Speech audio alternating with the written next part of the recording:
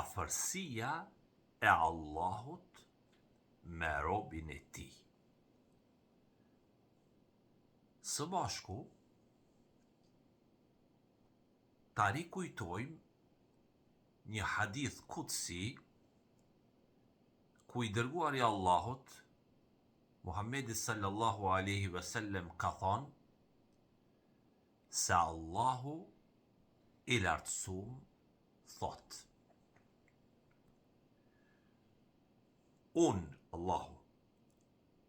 Unë jam sipas mendimit që robi jem ka për mua.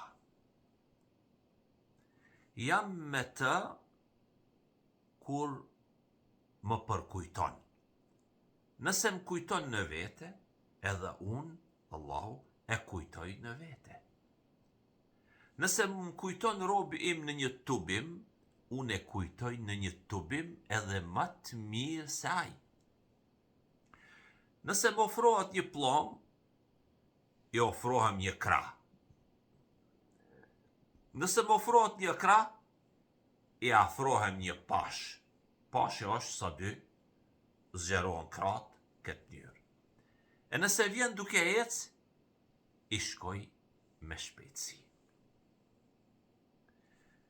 Tani ky hadith kutsi është mëse i qartë.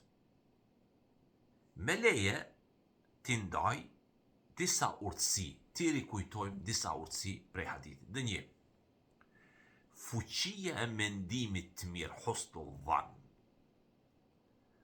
Allahu na mëson që mënyra se si mendojmë për Allahun ka ndikim të madh në lidhjen tonë me Allahun. Nëse shpresojmë në falje dhe mëshirën e Allahut, kemi me gjetë ato. Pastaj mendimi i mirë për Allahun është vetë një formë ibadeti, adhurimi. Urtësia e parë. Urtësia e dytë. Reciprociteti i përkujtimit dhikrit. Kur robi e përmend Allahun në vetmi, Allahu e përmend atë në madhështinë e tij.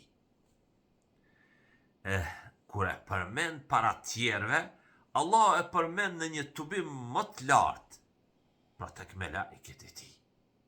Kjo tregon sa i nderuar është ai që e përkujton Allahun e lartësuar. Urtësia e tretë, vlera e hapit parë. Ky hadith na largon hezitimin. Allahu nuk kërkon prej nesh me qenë perfekt me njerë, por me qenë sinqert.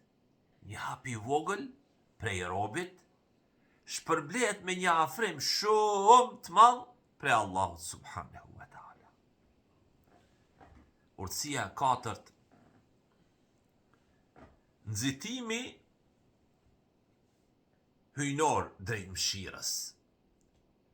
Shprehja, fjalia i shkoj me shpejtësi, nuk kuptohet kjo në kuptimin fizik, por si shenjë mëshirës madhe të Allahut dhe gatishmërisë së Allahut me fal dhe me ndihmu robin e tij.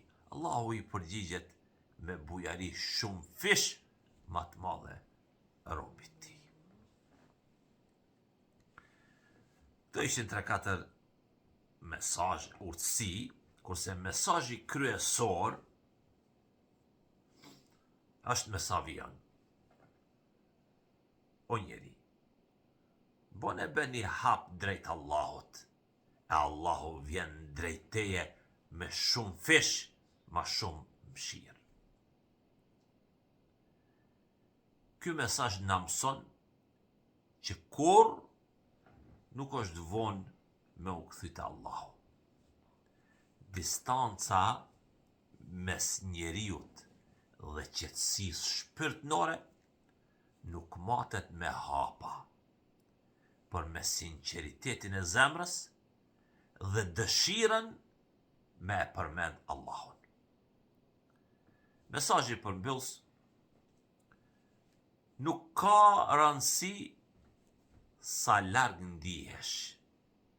Mjafton një kthim i sinqert që me e gjet Allahun afër teje me mëshirë e falje. Padyshim, ky hadith është burim, shprese për çdo besimtar, besimtare. Nise ti hapin e parë, pjesën tjetër e ban Allahu. Wassalam.